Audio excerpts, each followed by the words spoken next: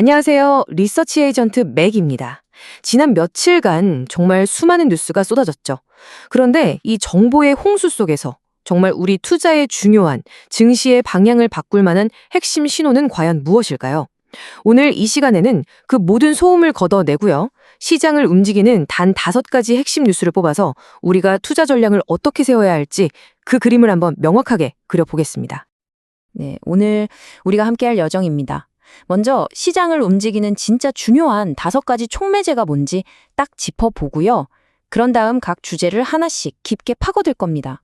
정부가 주도하는 성장 산업부터 글로벌 경제의 아주 상반된 신호들, 그리고 우리 한국 경제의 구조적인 변화까지 이걸 다 살펴본 다음에 이걸 바탕으로 아주 구체적인 투자 전략과 핵심 종목까지 쭉 연결해 보겠습니다. 자, 그럼 바로 본론으로 들어가 보죠. 수많은 뉴스들 중에서요, 코스피의 방향을 결정하고 또 우리에게는 이게 기회가 될 수도 아니면 아주 중대한 리스크가 될 수도 있는 가장 중요한 5가지 동인을 제가 골라왔습니다. 바로 이 5가지가 오늘 분석의 뼈대입니다. 첫째, 정부가 직접 나서서 밀어주는 방산, 항공우주 산업. 둘째, 미국 시장은 뜨거운데 세계 경제는 차가워지는 이 온도차. 셋째, 22년 만에 대만에게 추월당한 우리 경제의 좀 뼈아픈 현실이죠. 넷째, 새로운 먹거리를 찾아 나선 대기업의 M&A 소식. 그리고 마지막으로 정말 살얼음판을 걷는 것 같은 미, 중 무역 관계. 이 5가지가요, 언뜻 보면 다 다른 뉴스 같지만 사실은 하나의 큰 그림을 그리고 있습니다. 지금부터 그 그림을 한번 같이 맞춰보시죠. 자, 첫 번째 촉매제부터 한번 자세히 들여다보겠습니다. 이건 바로 정부의 강력한 정책 의지와 기업의 구체적인 액션이 만나서 하나의 산업 지형 자체를 바꾸고 있는 바로 방산 그리고 항공우주 섹터 이야기입니다. 이재명 대통령의 이 한마디, 이게 그냥 단순한 정치적 발언이 아닙니다. 자주국방에 대한 아주 강력한 의지를 보여준 거거든요. 이 말은 이 섹터에 대한 국가적 지원이 그냥 한번 하고 끝낼 게 아니라는 아주 중요한 신호입니다. 투자자 입장에서는요, 정책적 불확실성이 크게 줄어드는 포인트라고 할 수 있겠죠. 그리고 그 의지는 말이 아니라 이렇게 구체적인 숫자로 증명이 됩니다. 무려 39조 원. 이 엄청난 투자 약속은 방산하고 항공우주가 이제 국가 전략의 핵심이라는 걸 그냥 선언하는 것과 같습니다. 투자자에게 이보다 더 확실한 리스크 감소 시그널이 또 있을까요? 이 슬라이드가 참 흥미로운데요. 이 뉴스들이 그냥 각자 따로 노는 게 아니라는 점입니다. 보세요. 대통령의 발언이 정치적인 명분과 자금을 대주고요. L3 해리스와의 조기 경보기 계약은 당장 돈이 되는 고부가가치 사업과 기술력을 가져옵니다.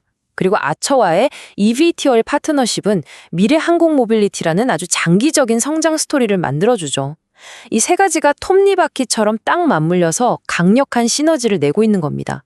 이건 정부가 단순히 수출 잘하라고 응원하는 수준을 넘어서 아예 국가대표 기업을 작정하고 키우고 있다는 걸 보여주는 거죠. 자, 이제 무대를 한번 글로벌로 옮겨 보겠습니다. 여기서는 아주 흥미로우면서도 동시에 좀 위험해 보이는 불일치가 나타나고 있습니다. 바로 미국 시장과 나머지 세계 경제 사이의 이 엄청난 온도 차이입니다. 이 슬라이드가 현재 시장의 핵심 갈등을 정말 잘 보여줍니다. 왼쪽을 한번 보세요. 미국 S&P 500 지수는 실적도 좋고 무역 긴장도 좀 완화될 거라는 기대감에 사상 최고치를 넘보고 있죠. 그런데 오른쪽을 보면 IMF는 2025년 세계 경제 성장률이 둔화될 거라고 경고하면서 리스크는 하방으로 기울어져 있다고 아주 명확하게 못을 박습니다. 수출로 먹고 사는 우리 한국에게 이 괴리는 정말 중요하고요. 자칫하면 불트랩에 빠질 수 있는 위험을 안고 있습니다. 불트랩, 말 그대로 황소덫입니다. 시장이 곧 떨어질 준비를 하고 있는데 마치 더 오를 것처럼 우리 투자자들을 유혹하는 그런 거짓 신호죠. 지금 코스피가 미국 증시만 보고 따라 올라가는 것처럼 보일 수 있지만 우리 경제의 진짜 체력은 결국 글로벌 수요에 달려 있거든요. 만약에 IMF 경고대로 세계 경기가 팍 꺾이면 우리는 뒤늦게 그 충격파를 맞으면서 급락할 수 있다는 그런 위험 신호입니다. 여기에 또 다른 글로벌 리스크가 하나 더 있습니다. 신문 헤드라인만 보면 미중 무역 갈등이 좀 괜찮아지는 것 같죠? 하지만 속을 들여다보면 중국이 히토류 수출 통제라는 카드를 만지작거리는 걸 볼 수 있습니다. 근본적인 전략적 경쟁은 하나도 변하지 않았다는 뜻이죠. 그러니까 지금의 이 평온함은 언제든 깨질 수 있는 아주 취약한 상태라는 걸 꼭 기억해야 합니다. 이렇게 불확실한 글로벌 환경은 자연스럽게 우리 자신을 돌아보게 만듭니다. 한국 경제가 지금 어떤 구조적인 도전에 직면해 있는지, 그리고 왜 새로운 성장 동력을 찾아야 하는지, 그 시급한 과제에 대해서 이야기해 보겠습니다. 이 슬라이드 좀 충격적으로 다가올 수 있습니다. IMF 전망인데요. 22년 만에 처음으로 대만의 1인당 GDP가 한국을 앞지를 것으로 보입니다. 이건 그냥 일시적인 경기 변동이 아니라 훨씬 더 깊은 구조적인 변화를 암시하는 아주 중요한 지표입니다. 그럼 이 숫자가 대체 뭘 의미하는 걸까요? 바로 산업 구조의 차이입니다. 대만 경제는 TSMC라는 세계적인 고부가 가치 파운드리 기업이 꽉 잡고 있죠. 반면에 우리는 경기를 많이 타는 메모리 반도체나 자동차 산업에 대한 의존도가 너무 높습니다. 그래서 이 뉴스는 단순히 자존심 문제가 아니라 우리가 오랫동안 믿어왔던 한국 기술주는 무조건 좋다는 투자 공식을 근본적으로 다시 생각해 봐야 한다는 경고등이고요. 새로운 성장 동력을 빨리 찾아야 한다는 걸 일깨워주는 겁니다. 그럼 질문은 명확해지죠. 한국의 새로운 성장 동력, 대체 어디서 찾아야 할까요?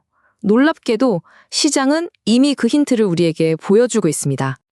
바로 이 딜이 하나의 대밥이 될 수 있습니다. 전통적인 석유화학 기업인 태광산업이 K뷰티 기업인 애경산업을 인수했다. 이건 구경제의 대표주자가 M&A를 통해서 신경제로 진출해서 새로운 성장 동력을 찾으려는 아주 대표적인 사례입니다. 이건 앞으로 성장이 꽉 막힌 다른 대기업들도 비슷한 M&A에 나설 수 있다는 새로운 트렌드를 예고하는 것일 수 있습니다.